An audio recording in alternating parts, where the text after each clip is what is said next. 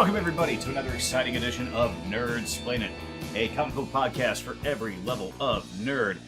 As always, I am Dave, and I am sitting here with the hosts with the most ghosts, because it's the Halloween season. We start off with our resident furry Wookiee. Hey. To my right is House. What up? Being assaulted by his cat. Hi. And the inspiration for the perspiration that we put into this. All the sweat, all the hard work, as she gives me a puzzled look. Of course, we have Jess. Hi. And today, unfortunately, we will not be joined by our usual Florida guest, Greg. Oh, but no. we wish him all the best in his time of storms and Apple updates. Apple has betrayed us. That's right. Kind And of we like also Adam and Eve. and we Hey-o. should also give a shout out to Kat, who works exceptionally hard, giving us our presence at our different cons. Don't forget, if you want to be a part of the action, you can always call our voicemail line at 805-669-7230. And don't forget, if you want exclusive access to exclusive content, to sign up on Patreon. Give us some of that sweet, sweet money, and we'll give you some of that even sweeter content. And as always, you can find us anywhere you can find podcasts. So find us on Spotify, on Apple Podcasts, and hit us up on our socials, Twitter, Facebook, Instagram, wherever social media is sold. And leave us a review while you're at it. We like the feedback.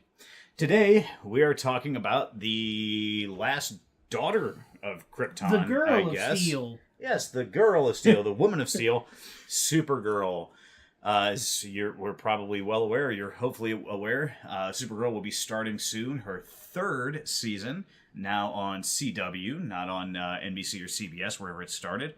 And we're going to go over who is Supergirl, where did she come from, and what can she do? What are some of her key storylines? And where did she go? And where'd she go? Where did she go? Can I ask a question to start this off? Yeah, what's Okay, up? So it's really confusing to me because technically she's older than Superman, but like she's not. Yeah, that's a big thing I get hung up on too. She is, but she isn't, and I don't know time-space continuum that well, so I'm slightly confused. She was older on Krypton, but she's younger on Earth. Yeah, so the established canon for, and we'll get into this, there's several different versions of who Supergirl was, but the established canon for Kara Zor-El, Superman's cousin, is that at the time of Krypton being destroyed, her and her family were in Argo City.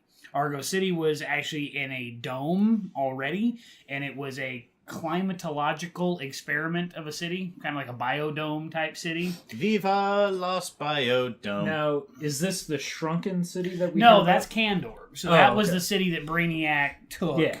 Okay. Argo City was just in a dome already. Like I said, it was a Okay. science experiment of a city. So Krypton went boom, and they were able to save it, and it was adrift. Now that's where the story. There's two different diversions of the story there. In how at one point how it was that okay, Argo City was adrift for a long time, and they were just trying to keep the city alive in space. And then when that was going to get destroyed, her dad Zor-El was able to fashion a ship and get her out of Dodge. What they ended up really settling on in the early 2000s run that Jeff Loeb did, and they've kind of settled with, was as established as, okay, here is the actual origin for Kara, is that when Krypton was blowing up, Zor-El had made a ship as well, and it left at essentially the same time Kal-El's did. Kal-El was only 2 or 3 at the time. She was about 13. Her ship leaves, like, we're talking within minutes or so after Kal-El's did. But unfortunately, her ship got caught up in a debris field.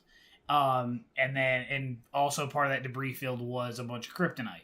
But she was trapped in this debris field that sent her way the hell off course. For a time, Kal-El shows up on Earth. About 30 years later, that ship had kept Kara in stasis the entire time. she was actually in a kryptonite asteroid, essentially is what it developed into, all this debris clumped together and turned into an asteroid. And the guidance system of what's up? Okay, you said he showed up 30 years later? No. She showed up 30 years after he did. Okay. Yeah, roughly 30, because by the time you get Superman in the comics, well established doing his stuff, he's in his early to mid 30s. He kind of had that Jesus gap of 18 to 30, just no one knows what happened to him. So then she shows up, doesn't exactly know where she's at, what's going on, and because she was sent to Earth to follow his rocket to protect him, because she was older, she would have been able to communicate better with people. Well, that didn't end up happening. So when she actually sees Clark all grown up, she's really confused. So yes, technically she's 13 years older, but she was frozen in stasis the entire time, so she didn't age. So she is Superman's cousin. Right. Her father, is that Superman? Is that Superman's uncle? Yeah. She's related on her dad's side. Yes. Gotcha. What was Superman's mom's name? Was that Lara Lorvan? Yeah, it was Lara Lorvan. Lara Lorvan? Okay, gotcha. And then, they had that cousin relationship. When she first comes to Earth and first encounters Superman, how does that go down? Because it seems like when we see a lot of superheroes meeting for the first time, there's a fight. The first time Iron Man and Cap meet, there's a fight. The first time any two characters, right. Batman and Superman have a tendency they slug it out so often. So was there a throwdown between Kara and Cal? Not really, no. Here's the thought. I mean, she knew he existed. He clearly had no idea she existed. Right, he was too young. So, like I said, I referenced the Jeff Loeb run from the Superman Batman run that he did, Volume 2, Superman Batman Supergirl, which is where I think it was 05, I think is when that storyline started, maybe in 04.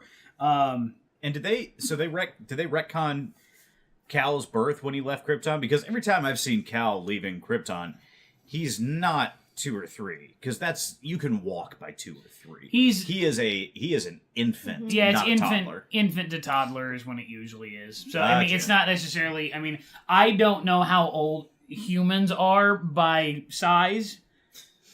So like when people are like, oh, how old is somebody? I'm like, I don't know. However old you are when you're this tall, like you're whatever grade you're in when you're this height. I don't know. Oh, he's 56 months.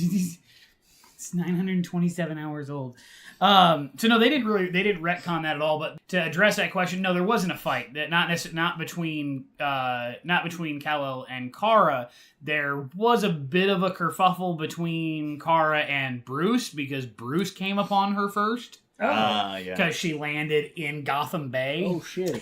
And she had actually climbed aboard the Batboat and just started hitting buttons and crashed it. Oops! And so he's dealing with that first and takes her, and he's able to incapacitate. She just kind of passes out. He takes her back to the Batcave, and then Clark shows up, and they are trying to figure it out. She wakes up, and she's speaking Kryptonian, and Clark's like, well, that's a dead language. So he starts speaking back to her, and they're able to kind of iron everything out real quick.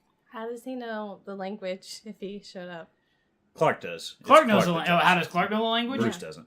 The ship that something they've done, they do it 2 different ways. One, Kal-El was awake through most of his journey to Earth, and the ship that he was in taught him. Oh. The other way they do it is in the Fortress of Solitude. The crystals that he has, the information crystals, actually contain all the knowledge in the universe, essentially, or all the known knowledge to Kryptonians in the universe. So he was able to study for about 18 years. We're getting off track from Supergirl, but when does he find the Fortress of Solitude? And how? It's not so much that he finds as much as he creates. Yeah, you have the Eradicator crystal. About that 18 years old? Roughly, and actually did a pretty good job with it in the first Christopher Reeve movie. He has this one crystal and sets it up, and it actually grows the fortress, because all of Krypton's technology was crystalline based. I'm just confused because how would he know all of this stuff? He didn't. He didn't, and that Jesus gap that I referenced, that 18 to 30 something, he was traveling the world, but then he was also still going to the North Pole to Forge of Solitude and learning from his dead parents. Like, clearly he's aware he's an alien. And like, if I was an alien, I'd be doing all the investigating to figure that out. Speaking of aware, how aware is Supergirl of being there first, or was supposed to be there older than Superman? And is she aware Krypton's going out, or she knew she was escaping? She knew there was a catastrophe. She didn't really. It was a real big blow to her that Krypton was gone. And she knew that she was 12 or 13, right? And she was cognizant of what was going on, and she knew that she was supposed to get to Earth roughly the same time Kal-El was and protect him. So that's what thing that led to a big confusion for her was her whole purpose for being there wasn't necessary, and now she's playing catch up to her baby cousin. And she spends quite a bit of time trying to figure out what her whole place in the world was in comparison to him. She spends quite a bit of time with the Amazons and Wonder Woman, learning how to fight and control her powers. And she gets smacked around a whole bunch, but they're trying to impress upon her that discipline so she can actually become a hero.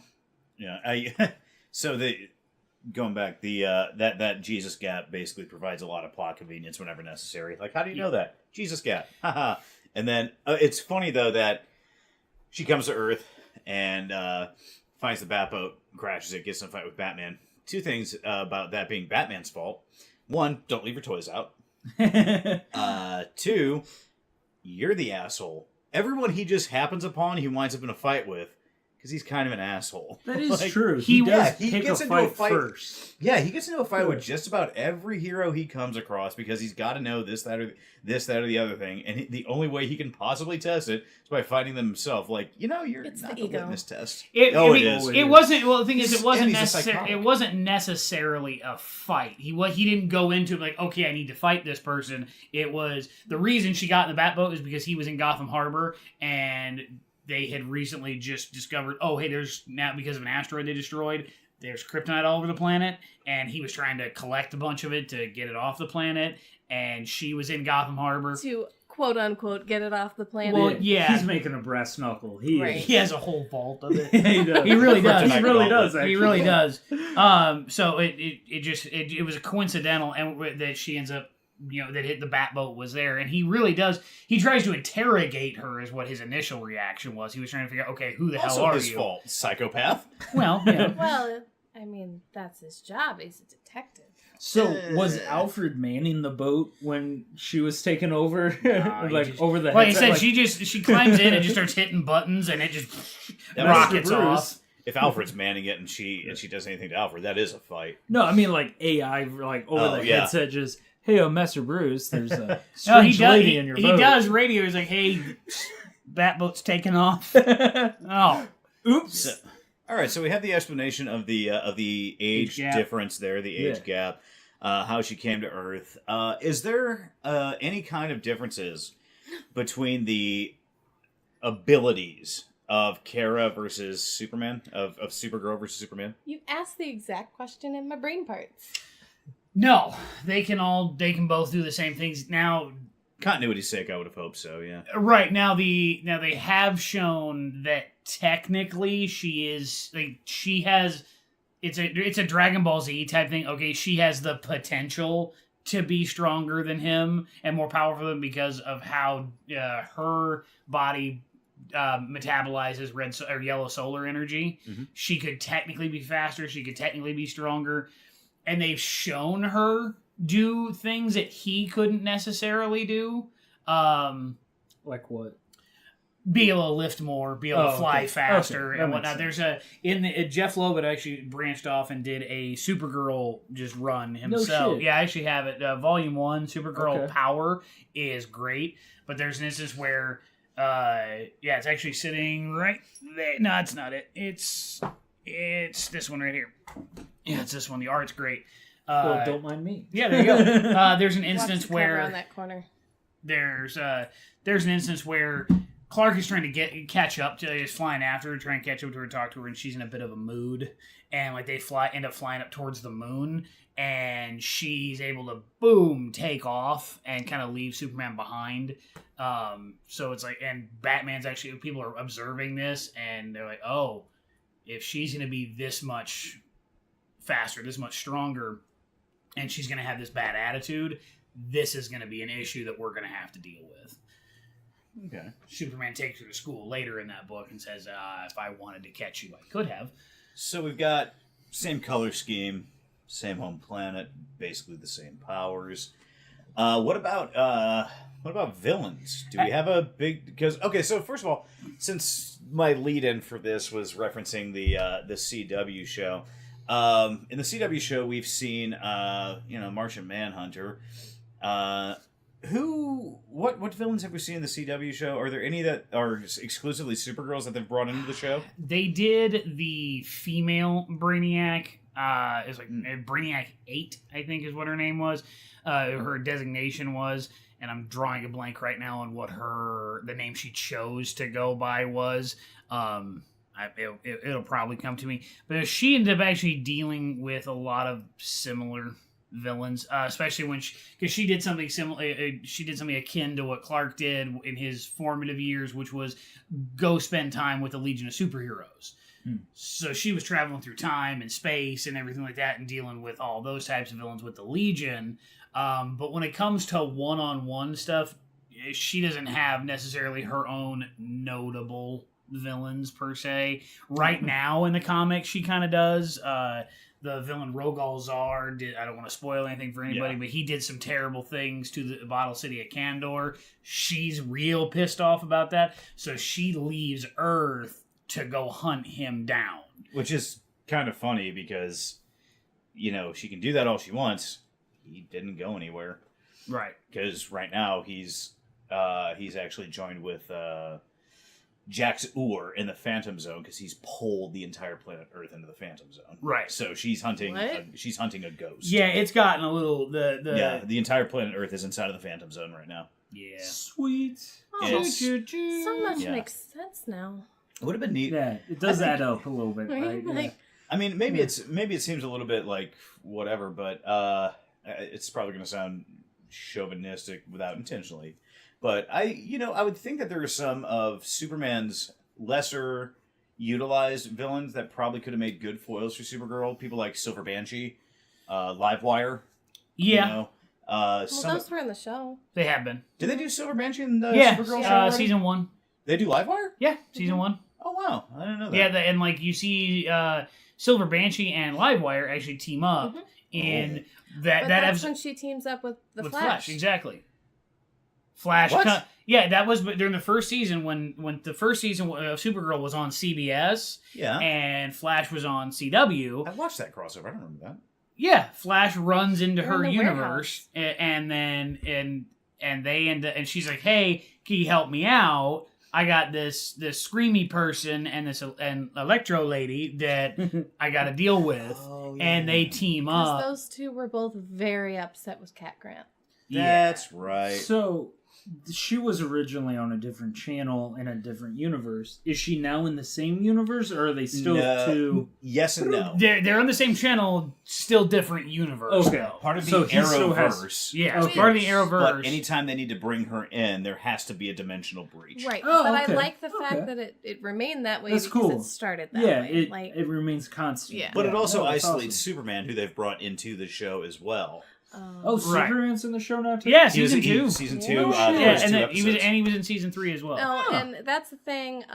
If you listen to our bonus episode, that's the one that you said that you regret not. Yeah, bringing up. we did a bonus episode.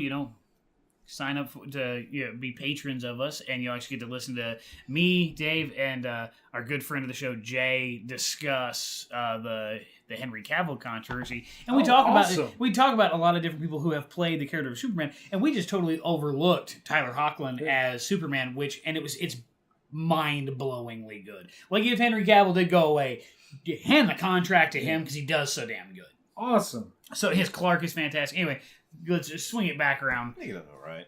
Well, the other thing that I found really exciting, because I'm mostly caught up with my comics again. I have another huge stack from this week, because that's just how it played out. I don't even have that many comic subscriptions, but every now and then it's like 1 week I'll have one.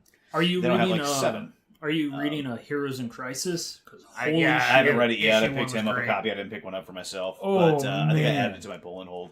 But one thing I was really excited about is reading through the comics in DC. The back covers lately have been advertisements for the Blu-ray release of the 1984 Supergirl with Helen Slater and Mia Farrow. Oh, nice. But I can't find it anywhere. I've gone to Target. I've gone to Walmart. I've gone to Best Buy. And all the covers say, now on blah, blah, blah. I can't find it anywhere, so I might have to Amazon. Now, I grew up with that movie. Yeah. I can't remember a whole lot about it. It's bad. It's rough. It's pretty rough. But I'm really excited to be able to find that one and add it to my collection. I had a lot of expenses to do with the house, so I've slowed down a lot of things. I know it's on the DC Universe, the live stream stuff. Stop trying to sell that to me. Stop trying to make the DC Universe happen for me. See, I'm trying to get an advertiser, man. All right, so we are, I think it's about time that we jump into one of our segments that we do here, and we're going to do Wookie's Kid. Hey, Wookie. How's your kid? All right, normally I say she's good, right? Normally I say she's good. So a few weeks back, you'll remember I said she ate the power outlet cover off the power outlet. Uh-huh. I woke up this morning. Uh-huh. In her little playpen, there's 3 outlets. Uh-huh. Now there's only 1 outlet. She's now eaten a second outlet off the shit. Is it possible that she's trying to develop electro dog power? See, everyone in my life has left me, so I assume it's along those lines. So, and then she wants to be called Sparky. Ooh, I'm okay with that. I'm okay with it. I think she'll get the nickname Toasty before that. Yeah, Toasty than Sparky, but long story short, she's good. Question mark. And that was Wookie's Kid. Join us for our next episode to see if Wookie's Kid is still alive. Eating things. And alive. Right. Yeah.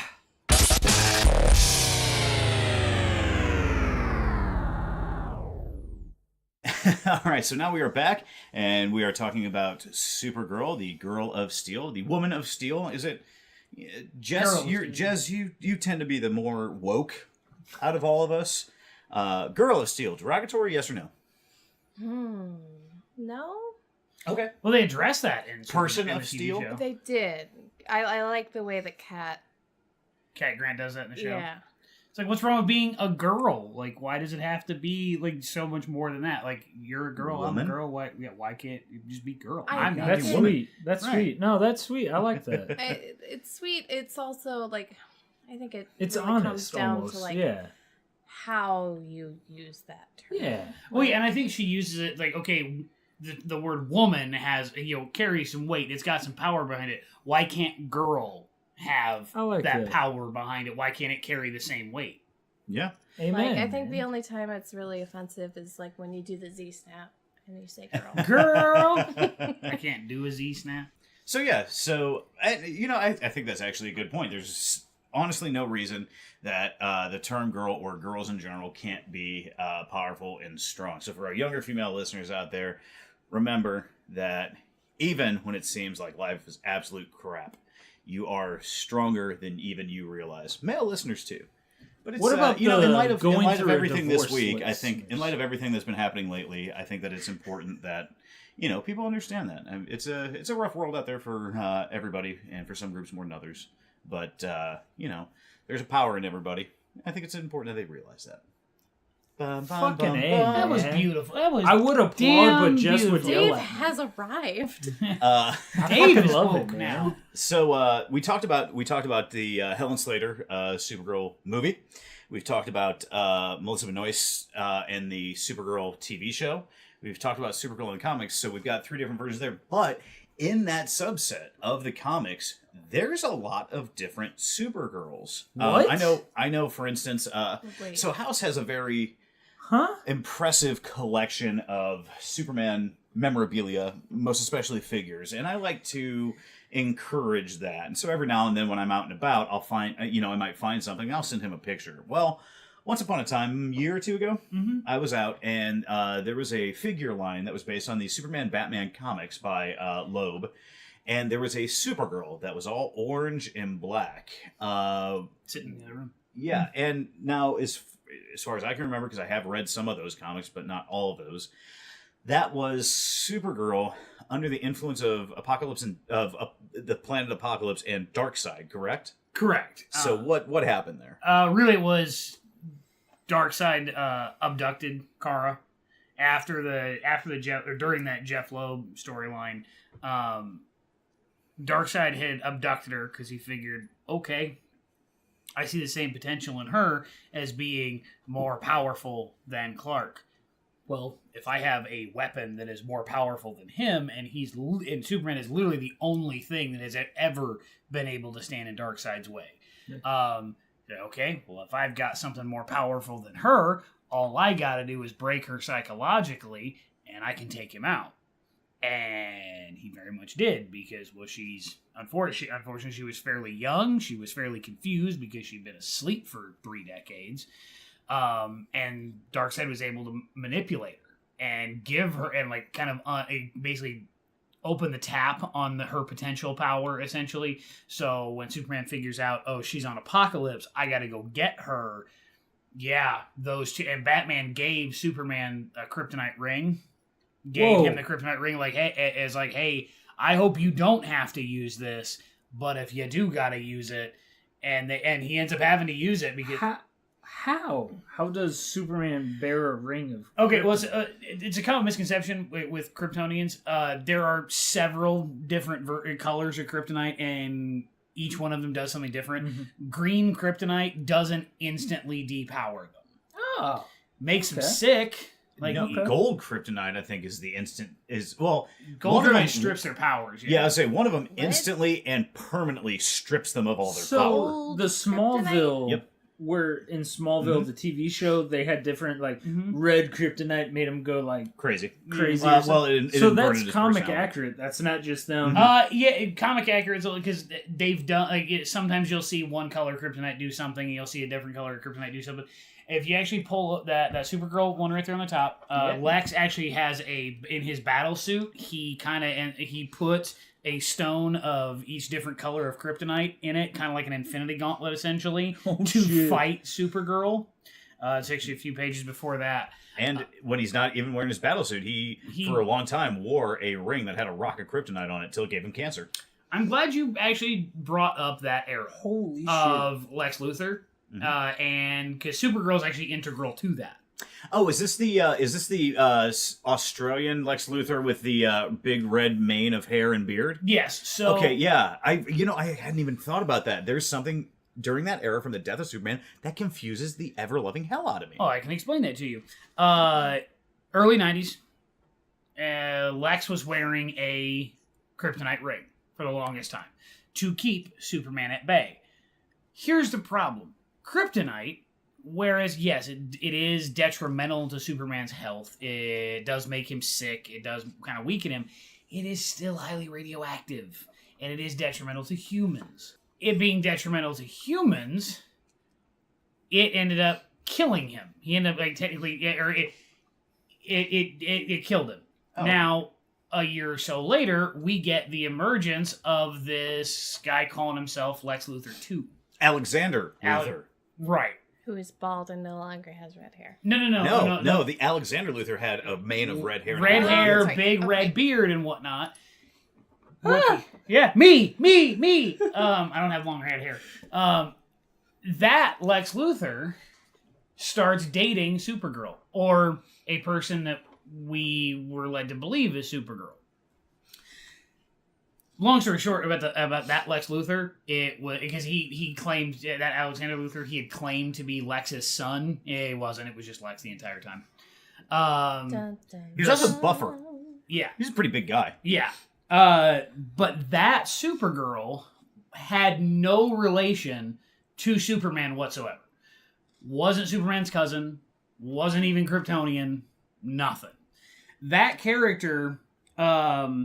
Was a character. She showed up for the first time in Superman It was from Volume 2 of Superman number 16 in 1988. The character's actually name was Matrix. Oh.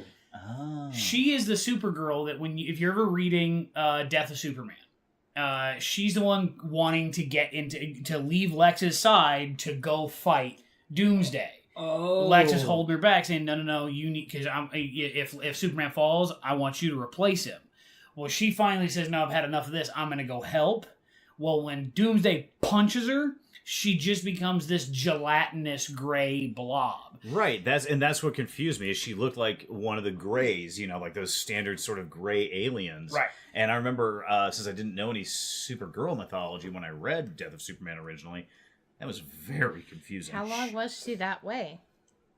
Gray gelatinous blob. I mean, she was out. She never rejoined the fight. That killed her, didn't it? No, didn't that kill Matrix? No, it just put her out. She had put her out of the fight. That character was from a pocket dimension very similar to ours. They were in that universe, they were trying to deal with a world-ending issue. They were able to use a machine to peer into our universe. They pull Superman into their universe, deal with the issue. She ends up coming back with him. Oh, okay. And then she kind of takes up the moniker of Supergirl. Because at that point there was this would have been post-Crisis. This would have been post-Infinite Crisis. So pre-Infinite Crisis in 1985, that Supergirl was dead. Like the original, Kara-Zor-El, the cousin of Superman and whatnot. She was dead and gone, but the universe had been rewritten, so there hadn't, as far as continuity was concerned at that point, there hadn't been a Supergirl. So she was now a Supergirl, but she never went by Kara-Zor-El. She went by she went by Kara. Now like Dawn and Dawn? Exactly. That's a callback.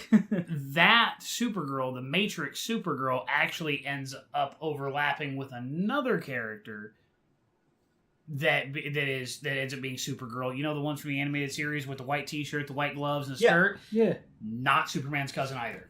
What? Bitch. That Supergirl that you're familiar with from the Justice League cartoons and stuff like that, that was Linda Lee Danvers. She actually was just a human.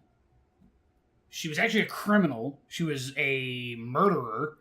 And she was going to be, her boyfriend, Buzz, I think was his name, was going to sacrifice her to some demons.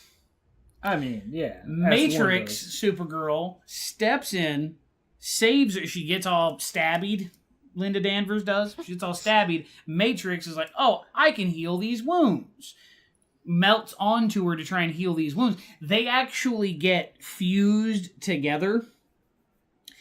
And they actually become they're able to still carry this moniker of Supergirl, but they were also they did this small run trying to get this off the ground as Earthborn Angels.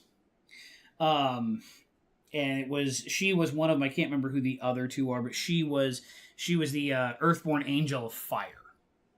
And so she went around, that Supergirl went around fighting like supernatural threats for a while. She was a D-list Justice Leaguer, but she believed in Superman enough, and she had very similar abilities, so she wore the S.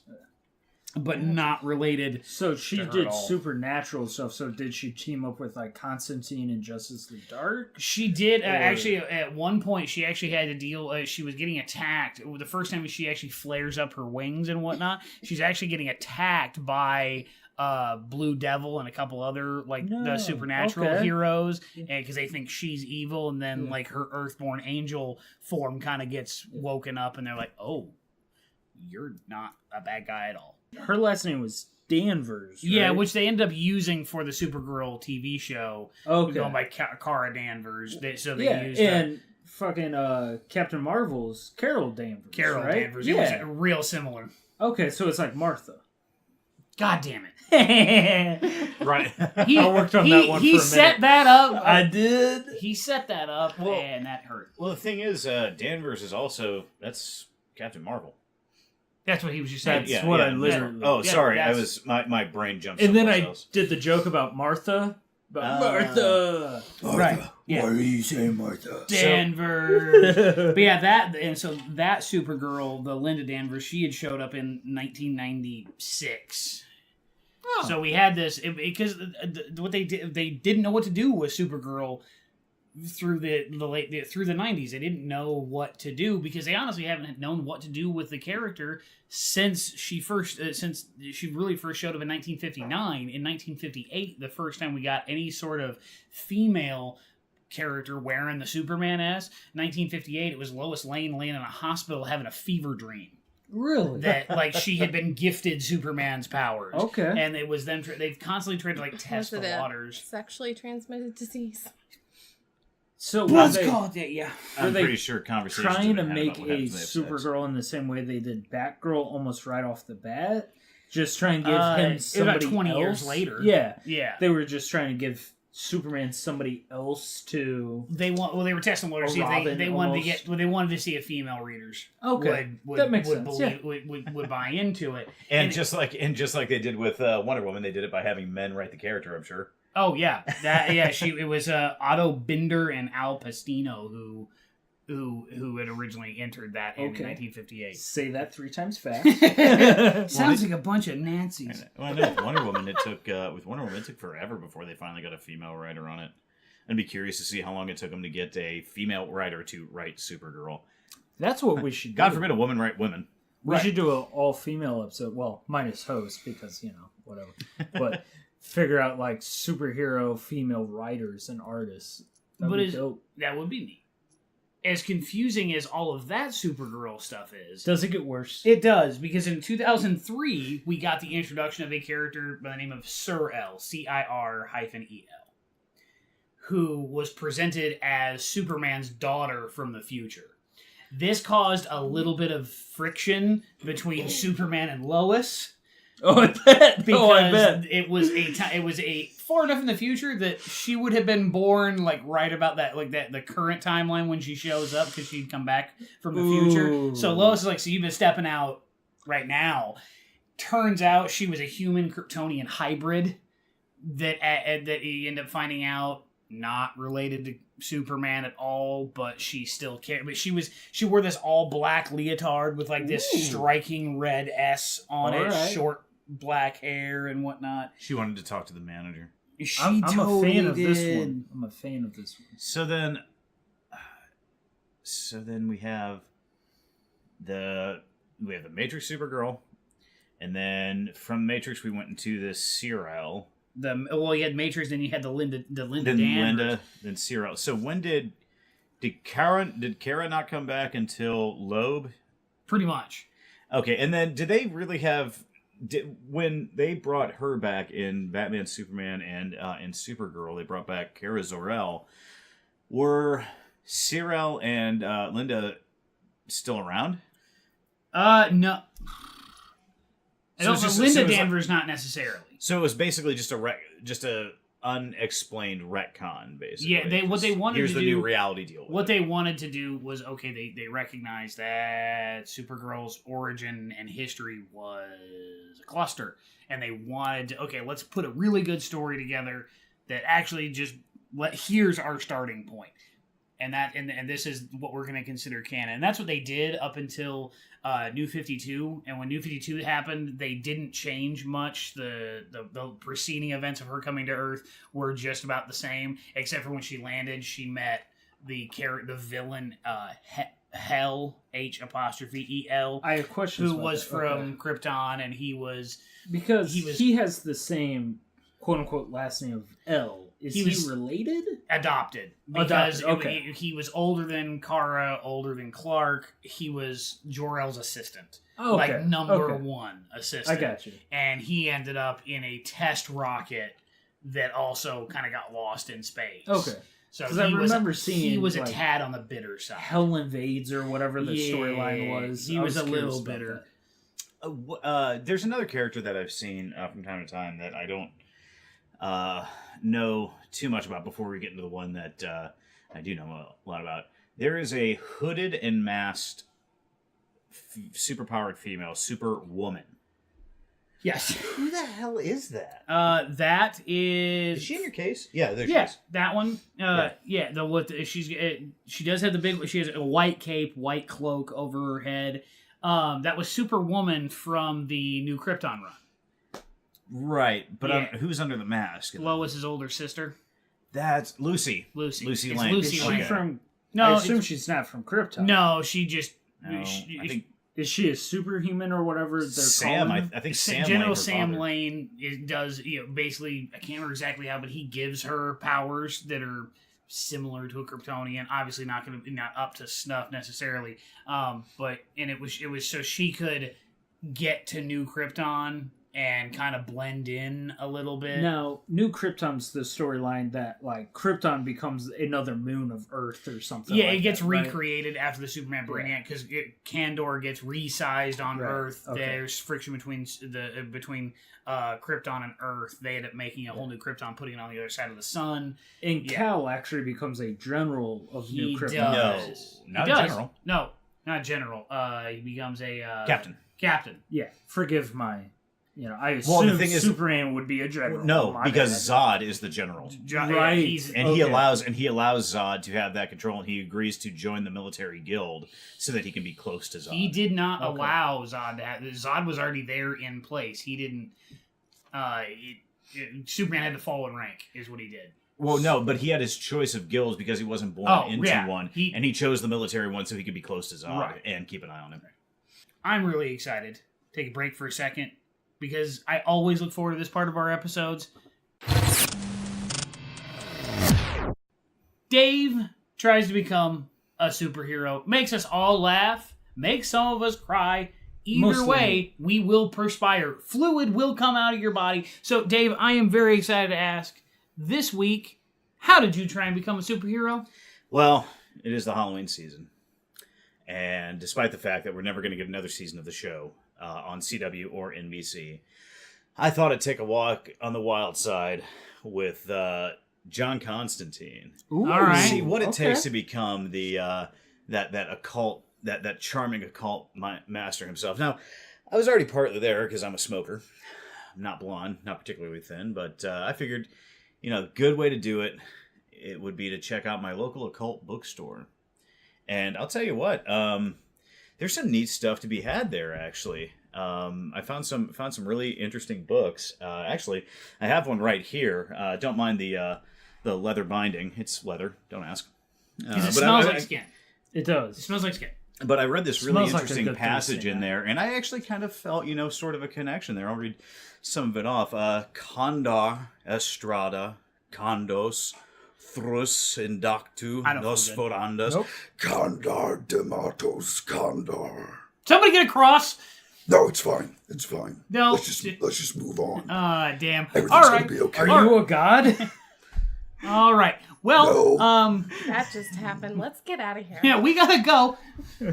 There's nowhere you can run from me. Please take me. I got nothing else going. No, I've done about as much as I'm gonna do with you. You're gonna live this shit out. Damn Enjoy. it. I need you to put a cross on his forehead right now, otherwise he's possessed now. Can you let me out of the room? No, you gotta save us. I need to go now. I'm okay with this. Why is Jess panicking? Did I miss something? Welcome nothing. back. All right, well, that was fun, and that was this episode of Dave Becomes a Superhero. Please call 911.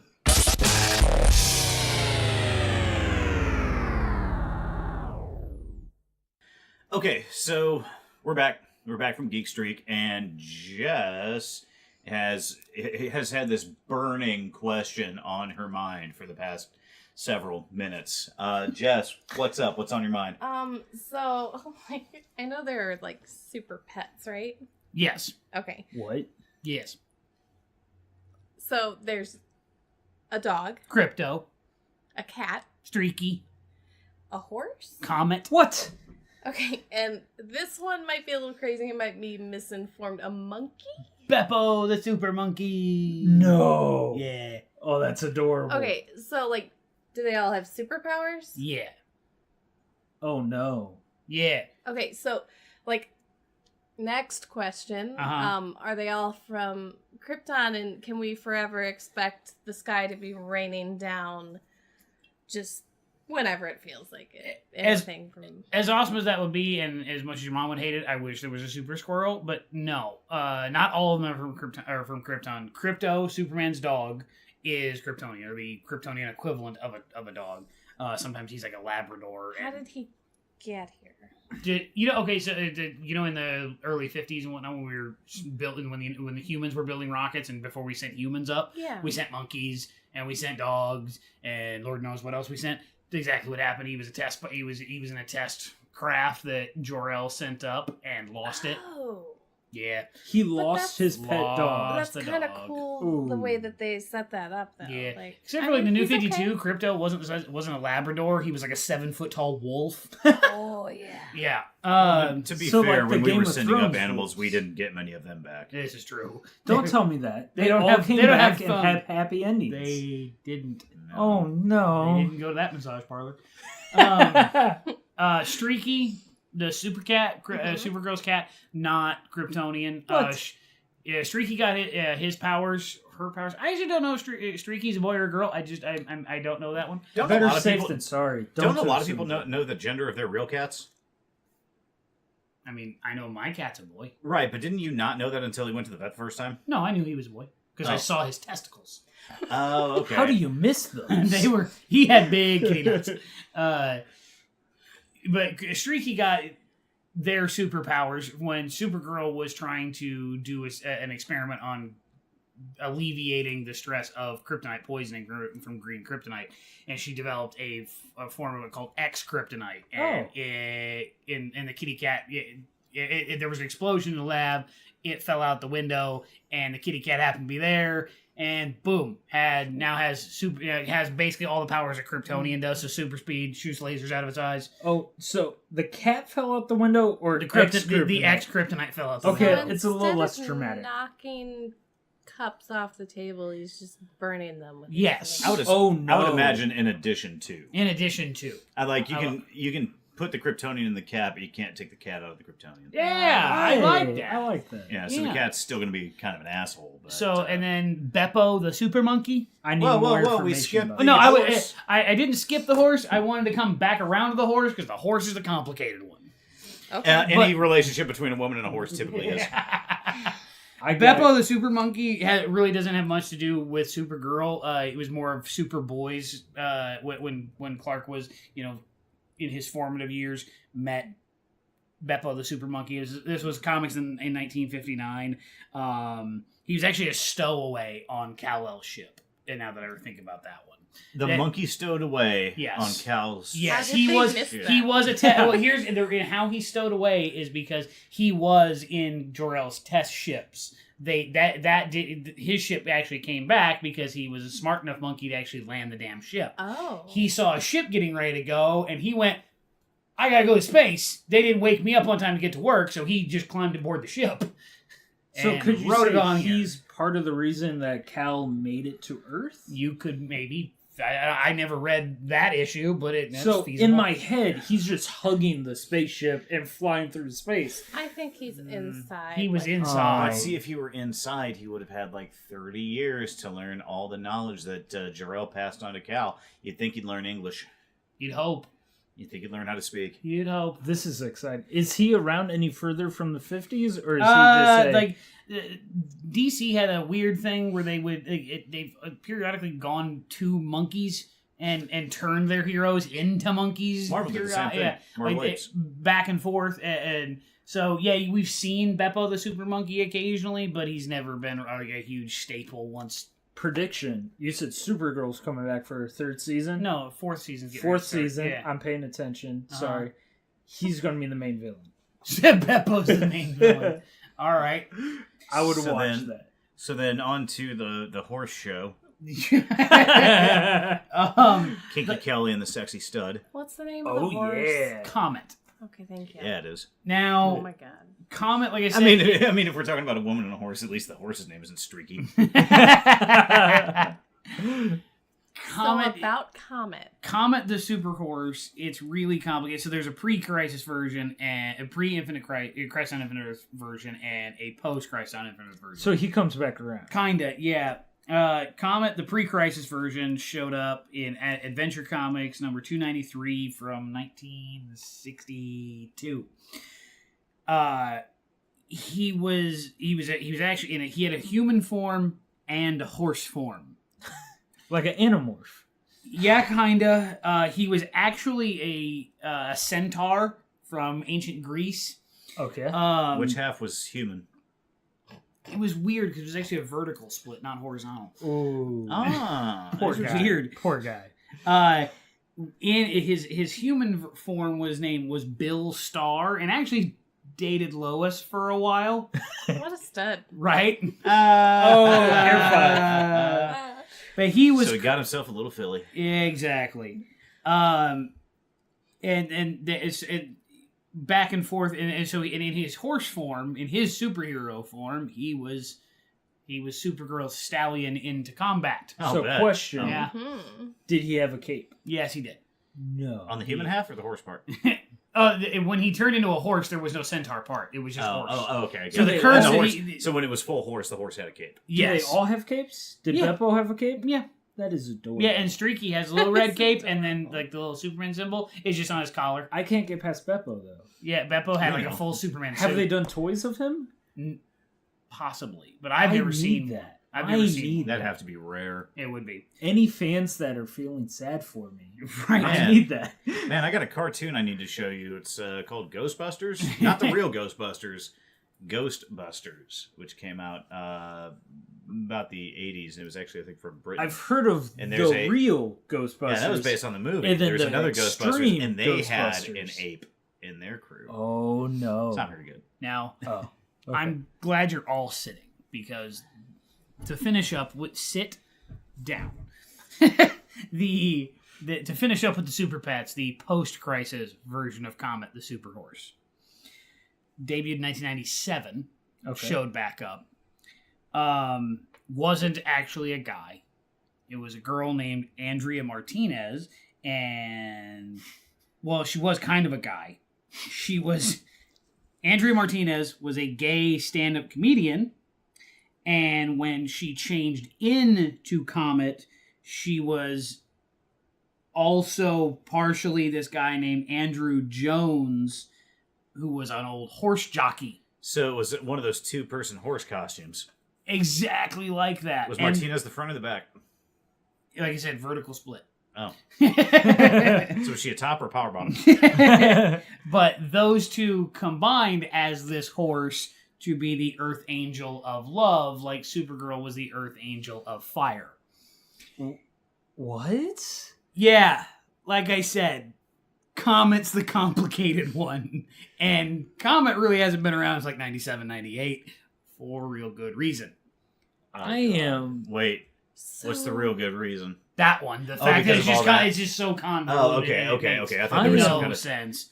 Oh my god, is that where we get super glue?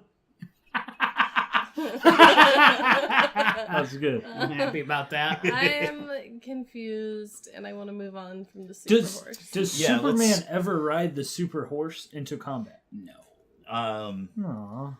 So yeah, we had one other alternate version that we didn't touch on yet. This one I've seen a few times, mostly in Justice Society of America comics. And she goes, she's distinctive for her costume, which includes comics infamous. Thanks. Gee, I was only going to say that, but okay. Thanks for burying the lead.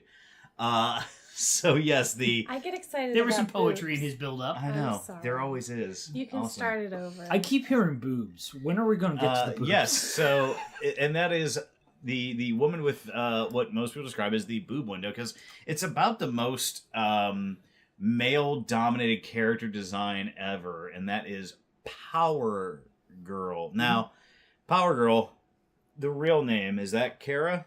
No, Kara. Her Kryptonian name is Kara. Okay, is this a main universe, main continuity Supergirl, or is this another continuity, another universe? She was from Earth 2, pre Crisis on Infinite Earths. Okay, but she's shown up since then. Because like I said, all the JSA stuff I've written. I write a lot of comics. I don't know if you know that. A lot of fan fiction. All the JSA, yeah, exactly. It involves Comet mostly. 50 Shades, I call it 50 Shades of Nay. You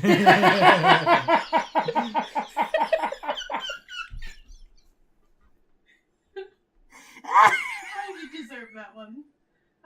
God damn it, that was beautiful. Oh, fuck, that was flawed.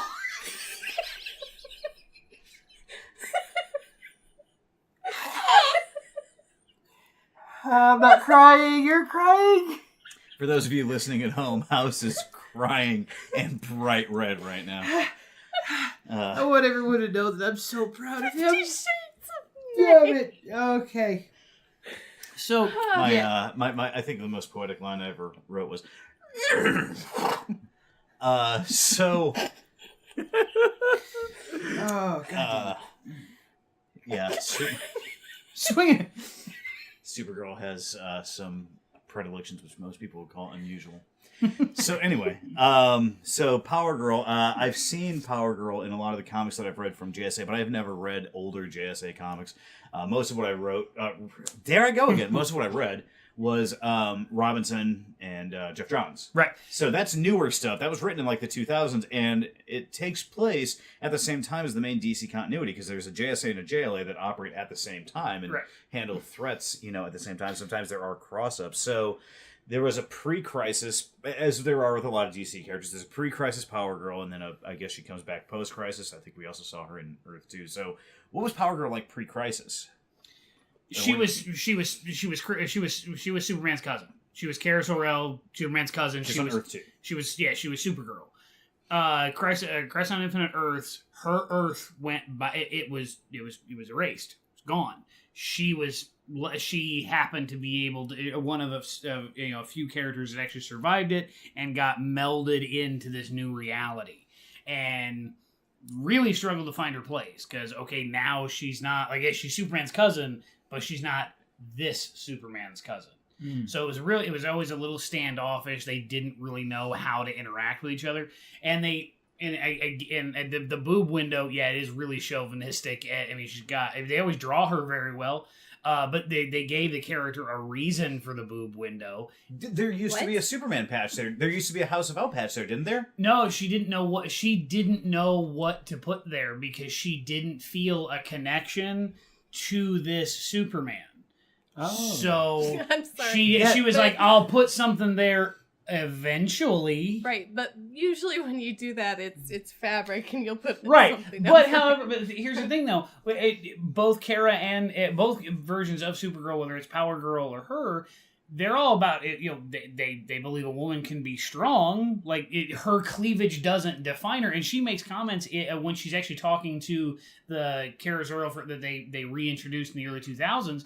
Because they're the same, they're technically the same person, but the Power Girl is like 1.5 feet taller, and she's built like kind of a brick. She's huge. She's a massive chick, and she's like, and she owns the fact that my cleavage is out, and when I'm fighting a guy, that's where they're looking. They're not watching me whip their ass. See, but I feel like that whole excuse of she doesn't know what to put there. I'm 99% confident this is another female character written predominantly by men. Oh, yeah. So it feels like that excuse of I don't know what to put there is a cop-out answer that they came up with to criticism. A lot like what happened in the video game Metal Gear Solid 5 with Quiet. There's a reason Quiet's half naked for most of the game. Absolutely. And it does develop in story, but was it really necessary?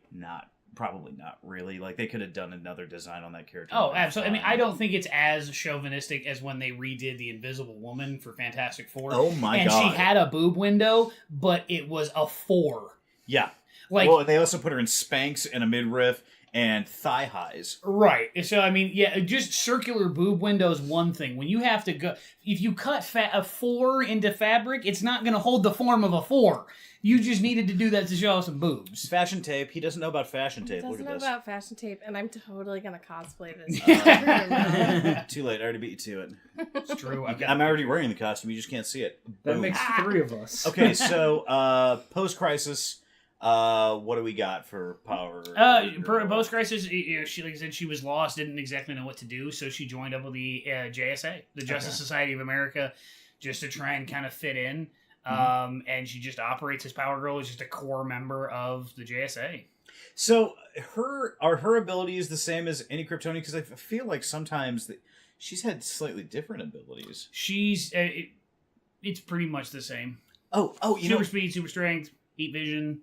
That actually reminds me breath. of something I didn't think of earlier. The reason I asked if Supergirl proper, like the main Supergirl, has different abilities, is because I feel like a lot of times in the comics when I see her use her heat vision, it doesn't come out red; it comes out like blue.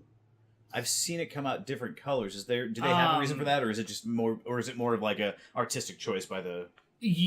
Both the artistic choice and the reason it would look different. Is it energy? Isn't it energy vision? It is technically. It's just the radiation that a Kryptonian stores. They're literally just purging that out of their face. Okay. So with how her body metabolizes yellow solar energy being different and actually more efficient, when she's firing out the heat vision, it's actually coming out at a much stronger. Gotcha. She's purging more of it at a higher intensity. Exactly. Okay, gotcha. So I don't know, like the radiation spectrum, if it would actually be blue or red. I don't know. I don't necessarily know, but I mean, okay. All right, well, that does it for another exciting episode of Nerdsplain It. We'd like to thank you all so much for tuning in. Don't forget, tell your friends, tell your family. Don't tell friends of your family. We don't need them.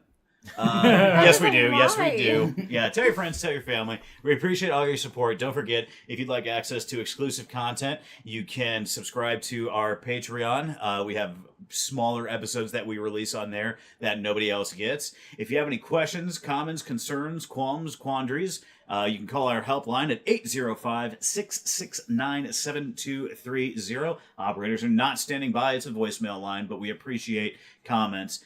Don't forget to like and subscribe and share everything we do on social media. I was getting there. Twitter, Facebook, Instagram, wherever media is social. And don't forget also that to leave reviews. What did you think of the episodes? What did you like? What didn't you like? What can we, what can we do? We're always trying to improve. You'll notice that if you go back and listen to our earlier episodes and that audio quality versus if you listen to our newer ones.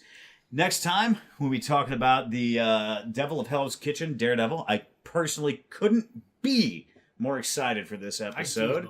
But until then, this is Nerdsplain It. Wookie, say goodbye to the fine folks. Adios. House. Goodbye to the fine folks. I don't. Our moral center, Jess. Bye. And on behalf of Greg, who couldn't be with us, Kat, who works her tail off, and myself, good night. But what if they just spoke up? Nay.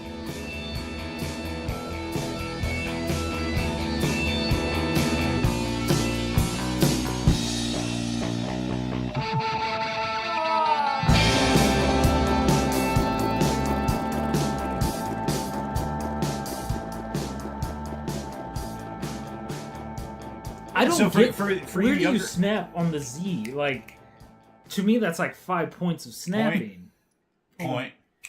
And it's then, only 3. Oh. It's only 3 points. Top. See, that's what I'm bottom, saying. It's out. only 3, but it should be like 4. Because No, I want to hit because- on every point.